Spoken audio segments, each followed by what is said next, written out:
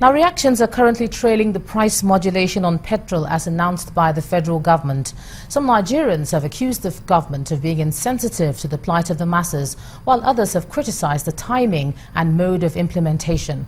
Our energy correspondent Olu Phillips reviews the situation in some states of the Federation. Osun State appears to be the first state to witness some level of protest to register agitation over the new official pump price for petrol.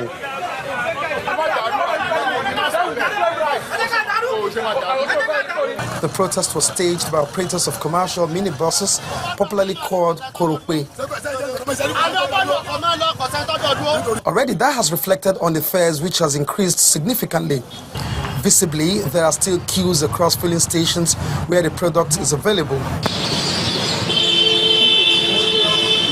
It's unfair.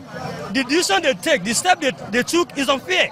Still in the southwest parts of the country, residents of Ibadan want the federal government to revisit their decision on the new price regime. Many stations are still without the product except NNPC mega station with a bold display of the new price. This shouldn't be the reward or the gift the Buhari-led government should give to Nigerians. The issue of cabals, the issue of subsidy, let the petroleum industry be sanitized thoroughly. We checked on Imo State in Nigeria's southeast region. Residents simply described as unacceptable federal government's direction, accusing the FG of being insensitive of their plight. As expected also, prices have reflected last night's pronouncements. We need some explanations, because if a few hours ago they were selling 130, 120, coming downwards to 80 something, what then happened within this interval to warrant 145? The story isn't different in Calabar, the Cross River State capital. Independent marketers are still selling at rates close to 200 naira. Kudos, though, to the federal government's decision, and this is coming from the state's commissioner for petroleum resources, who, however, faulted the time of freeing the market. For me, I think Nigerians need really to understand with Mr. President why the decision has to be taken.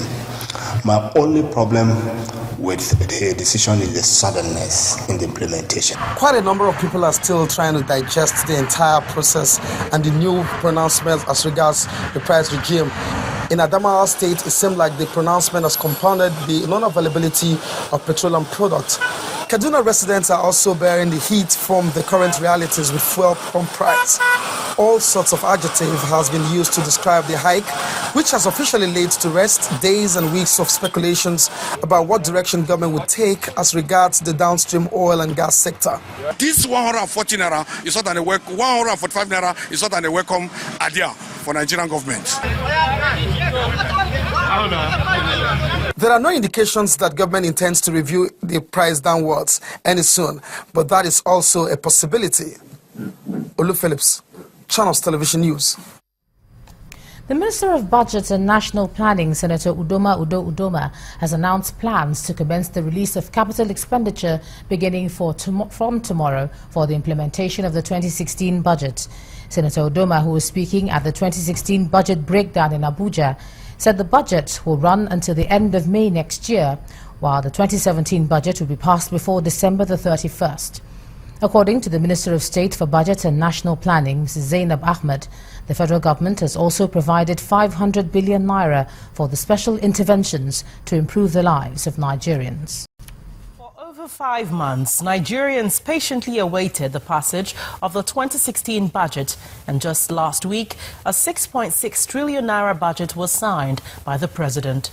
These government officials, Nigerians from various walks of life, and members of the international community converged on this hall to listen to the breakdown of the budget.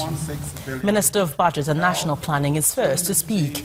He reels out figures allocated to various sectors of the economy, with a promise that government will waste no time in making releases for the implementation of capital expenditure. We already have set aside 350 billion to begin to release into the economy to support capital projects. So as soon as each project is ready, the releases will be made. with special focus on 6 pillars, namely economic reforms, infrastructure, social development, security, the environment, and regional development. The budget will focus on building macroeconomic stability for the rail sector through partnerships with the private sector. Housing projects across the country is to gulp a sum of 35 billion naira, and 250 billion naira will be channeled towards the construction of roads across the country. As part of our efforts to encourage private sector participation in infrastructure, we are working to arrange for the establishment of an infrastructure fund, which we anticipate should be able to raise up to $25 billion within 3 years. That is not all. The federal government also outlined special intervention programs to improve the lives of Nigerians at all levels. In a bid to bring about inclusive growth, we developed a special intervention project that has a significant provision of 500 billion naira for spend in the 2016 budget. These programs are targeted to restore livelihoods, economic opportunities, and sustenance for the poor and the very vulnerable. Great plans, you may say, to address the needs of many Nigerians. The federal government is also planning a monthly budget performance report by all ministries, departments, and agencies to ensure that the budget is implemented to the letter. Now to shed more light on Budget 2016, I'm now being joined on the news at 10 by the Honourable Minister of Budget and Planning, Senator Udoma. Thank you so much, Senator, for joining us on the news at 10. Thank you. All right, we have the figure 6.06 trillion naira as the budget for 2016. But now we see this new price modulation for petrol. Will that change anything in terms of implementation? As you know, fuel affects everything. I think it's important to explain the price modulation system. It is not a fixed system. So the maximum price which has been indicated now may not be the maximum price next month. It is going to depend on a lot of factors, including the price of crude oil. So it is difficult to say at the moment exactly what the average price of PMS will be over the year. It may come down, and I'm hoping that it will come down over time. Well, what the bigger question is whether that's going to affect how the budget is implemented, looking at contractors and what they've provided for as their figure. Will that not change now that what we're going to be paying out for petrol is higher than when the budget was initially passed? Well, that's the point I just made. We don't know yet, because the price modulation depends on a number of factors. So it will change from time to time. So this maximum price that has been indicated may not be the maximum price next month. All right, you have plans to release capital expenditure as from tomorrow. What are your priorities in this regard? Our priorities would be infrastructure, because as you know, we have a lot of dilapidated infrastructure. So roads would be a particular focus. So infrastructure, and then agriculture and solid minerals, which are the focus of the budget in terms of diversifying away from crude oil. So those will be our immediate priorities. We also know about the 500 billion naira special intervention to improve the lives of Nigerians. How is that going to work out? What's the package? Well, I think it's important that I indicate to Nigerians the breakdown of that 500 billion social intervention. It's a very, very important initiative by the government to target the vulnerable, because what we want to ensure is that the prosperity which we are trying to create in Nigeria is a prosperity that touches all Nigerians. So we're going to have a job creation for 500,000 teachers and 100,000 artisans, for which we have voted the sum of 191.5 billion. Then for the school feeding program, for for 5.5 million children, covering 200 days, we voted 93.1 billion for that. For the conditional cash transfers, 5,000 naira a month for 1 million beneficiaries, we voted 68.7 billion for that.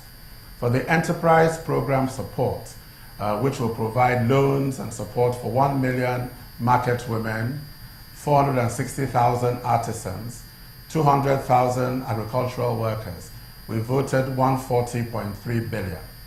And then for education grant to support 100,000 students in science, technology, engineering, and maths to try and encourage our students to study these subjects, we voted 5.8 billion naira.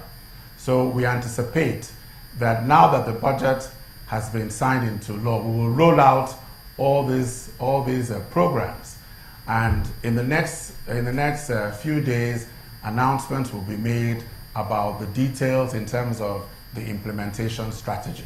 But a lot of work has been going on in the last 4 or 5 months to try and make sure that these particular programs work effectively, efficiently, that they are none of the funds are wasted or diverted.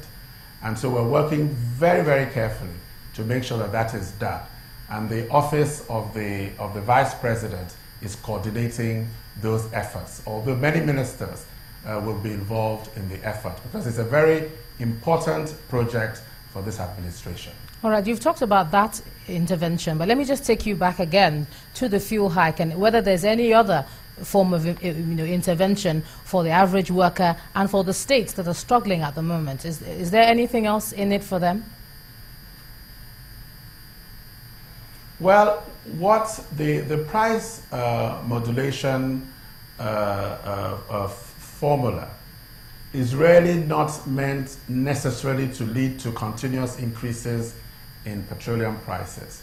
It's actually meant simply to reflect the price of crude oil, which actually is the major factor that goes into the cost element of PMS.